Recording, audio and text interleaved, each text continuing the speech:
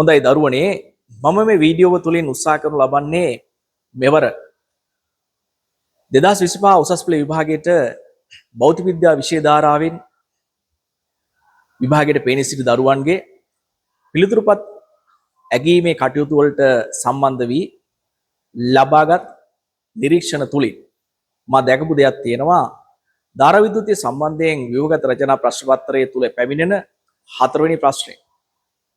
හතරවෙනි ප්‍රශ්නයේදී අපෙන් අහනවා මේ පරීක්ෂණයේදී ඔබ විසින් තෝරා ගන්න ලබන කෝෂය නැත්නම් විද්‍යුත් බල සැපයුම කුමක්ද? මේ සඳහා දරුවන් ලබා දී ඇති පිළිතුරු දිහා නිරීක්ෂණයේදී අපිට පෙනෙන දෙයක් තමයි දරුවන් නිවැරදිව කෝෂය හඳුනා නොගත් බවත් සමහර දරුවන් එම උපකරණ නිවැරදිව හඳුනා ගත්තද ඒ විද්‍යුත්ගාමක බලය නිවැරදිව සටහන් නොකිරීමත් අපිට දක්නට ලැබුණා. ඉතින් මෙහිදී අපිට ලකුණු ප්‍රමාණය අහිමි වෙනවා. විද්‍යුත්ගාමක බලය සටහන් කරාට නිවැරදි කෝෂය අපිට ලබා දීලා නැත්තම් අපි පිළිතුරු විදිහට නිවැරදි කෝෂය සටහන් කරලා නැත්තම් විද්‍යුත්ගාමක බලය සටහන් කර තිබුණාට ලකුණු ලැබෙන්නේ නැහැ. ඉතින් මේ වගේ තත්ත්වයන්ට දරුවෝ පත් වෙලා තිබෙන්නේ මේ විෂය සම්බන්ධයෙන් පවතින ඔවුන් ළඟ දැනුමේ තියෙන අඩුපාඩුකම් හෝ ඔවුන්ට දැනුම ලබා නොදීම සම්බන්ධයෙන් ගැටලුවක්. නැත්නම් මේවා එපමණ අමාරු දේවල් නෙමෙයි. ඉතින් ඒ නිසා මම මේ වීඩියෝ තුලින් බලාපොරොත්තු වෙන්නේ ඔයගොල්ලන්ට භෞතික විද්‍යා විෂය ධාරාවේ අපේ විද්‍යාගාරය තුළ පරිහරණය කිරීමට පවතින විෂය නිර්දේශය තුළ අදාළ පරීක්ෂණ සඳහා පිළිගත් යයි සලකන සම්මත වූ කෝෂ පිළිබඳ පැහැදිලි කිරීමක් කර දීමටයි. ඉතින් පුතේ මේ මම වීඩියෝව තුළ ඔබට පෙන්වමින් සිටින්නේ ඊයම් අම්ල සංචායක කෝෂය. එහෙම නැතිනම් අපි මේකට කියනවා lead accumulator එක. අපි මීටර සේතු පරීක්ෂණයටත් විභවමාන පරීක්ෂණයේදී බල සැපයුම් කෝෂය විදිහට අපි මේ භාවිතා කරනවා. ඊට හේතුව තමයි මීට හැකියාව තිබෙනවා නියත විද්‍යුත්ගාමක බලයක් වෝල්ට් 2ක් 1.8ට වැඩි වෝල්ට් 2ට ආසන්න නියත අගයක් වැඩි කාලාන්තරයක් තුල ලබා දෙන්න.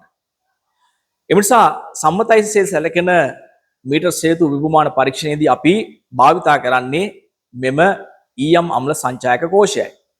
නමුත් මේ අපිට පරිහරණය කිරීමට පෙර මේ විද්‍යුත්ගාමක බලය පරීක්ෂා කිරීමත් ඊට අමතරව කෝෂයේ ඩිස්චාර්ජ් වෙලා ඒ කියන්නේ විසර්ජනය වෙලා පවතිනවා නම් විද්‍යාගාරයේ පවතින බැටරි චාර්ජයක භාවිතා කරගෙන එහි નિયમિત ආරෝපණ ගැන්වීම සිදු කරලා අපි පරීක්ෂණයට යෙදිවිය යුතු වෙනවා. ඉතින් උත්සාහ කරේ සරලව හතරවෙනි ප්‍රශ්නේ ව්‍යුහගත රචනායකේ පිළිතුරේ තිබුණු ඊයම් අම්ල සංචායක කෝෂය වෝල්ටේජ් එක 2 වෝල්ට් යන සටහන් කර තිබීම තමා පිළිතුරු විදියට අපි බාරගත්තේ. ඉතින් ඒ උපකරණය තමයි මේ ඔබට මම මෙම වීඩියෝ තුලින් පෙන්වමින් සිටින්නේ. හරි. ඊළඟට බලමු තවත් දරුවන්ට පුළුවන් ඒ සඳහා ඉදිරිපත් කිරීම කරන්න මෙන්න මේ වගේ ආකාරයට. ඊළඟට අපිට හමු වෙනවා විද්‍යාගාරය තුල නිකල් කැඩ්මියම් රීචාර්ජබල් බැටරි. නැත්නම් අපි කියනවා නිකල් කැඩ්මියම් කෝෂය. නමුත් මෙහි තියෙන මේ මුද්‍රිත ලේබලය තුල මේ කොහොමද ආරෝපණය ගන්නවන්නේ?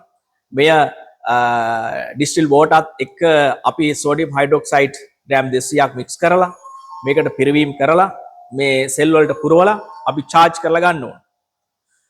මෙතන තියෙන්නේ නිකල් කැඩ්මියම් රීචාර්ජබල් බැටරියක් විදිහට දකින්නේ මෙතන නිකල් කැඩ්මියම් කෝෂ කීපයක් තියෙනවා. අතන මෙතන හතරක් තියෙනවා.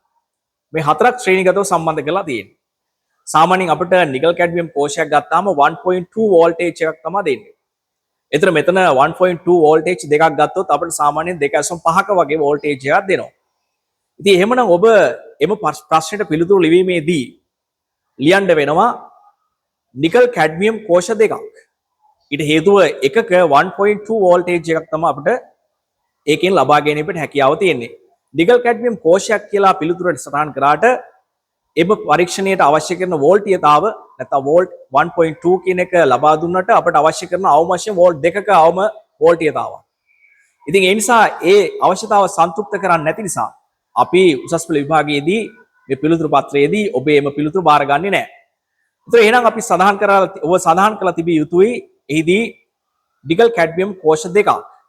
ඊළඟට ඔබ වෝල්ටේජ් එක 2.4යි කියලා සඳහන් කරලා තිබුණා නම් අපි එය පිළිගන්නවා.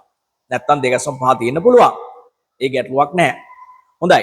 මෙම මම ඔබට පෙන්වන්නේ මෙහිදී මම ඔබට පෙන්වන්නේ නිකල් කැඩ්මියම් කෝෂ වලින් සංයුක්ත වෙච්චි විද්‍යාගාරය තුල අපිට භාවිතා කිරීමට සකස් කරලා තියෙන නිකල් කැඩ්මියම් රීචාර්ජබල් බැටරි එක පද්ධතියක්.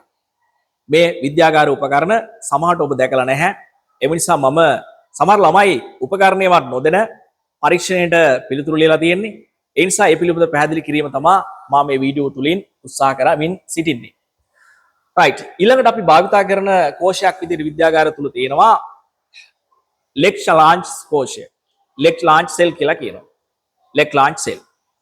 එතන මේක භාවිතා කරද්දී අපිට මේ තියෙනවා සිංක් දණ්ඩක් තියෙනවා. මේ සිංක් දණ්ඩ තියෙන කුහරය තුලට අපි දාලා තියෙන ද්‍රවය විදිහට තියෙන්නේ සිංක් සල්ෆේට් ද්‍රවයක් භාවිතා කරනවා. මැද රොඩ් එක වෙනම තියෙනවා.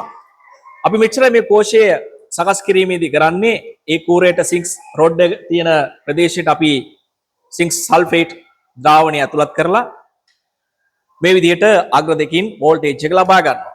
ඉතින් අපිට හැකියාව තියෙනවා මෙම කෝෂයෙන් වෝල්ටේජය පරීක්ෂා කිරීමේදී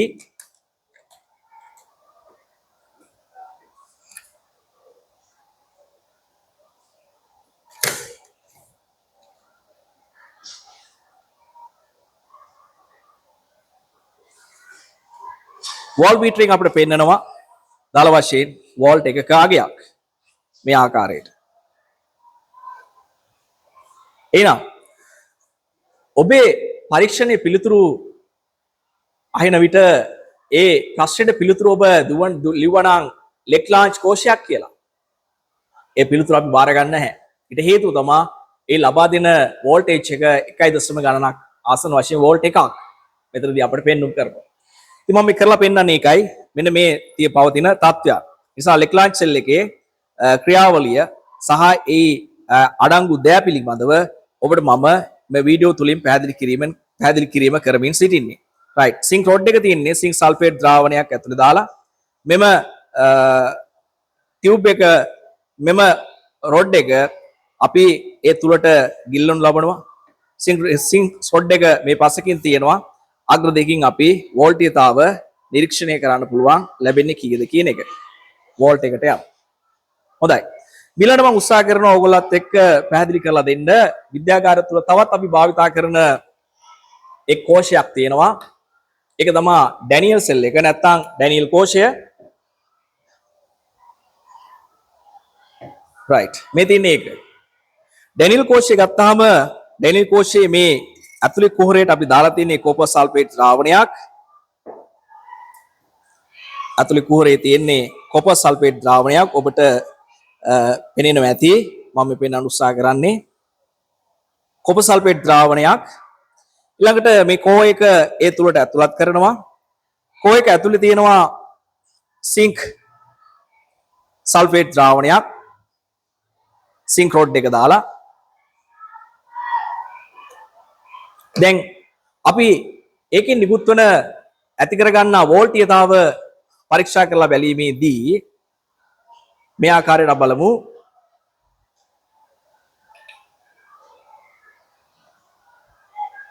හොඳයි.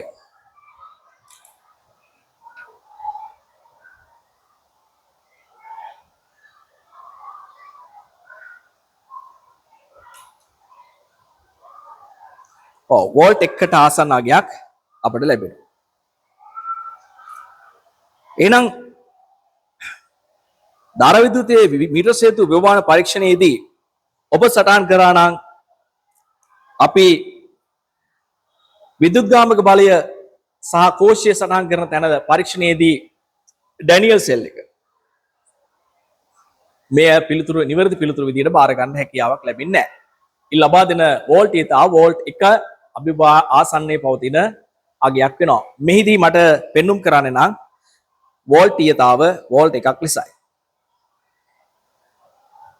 හොඳයි. විද්‍යාගාරය තුල මෙන්න මෙවැනි කෝෂ පද්ධති ටිකක් තමයි අපිට භාවිතා කිරීමට පවතින්නේ.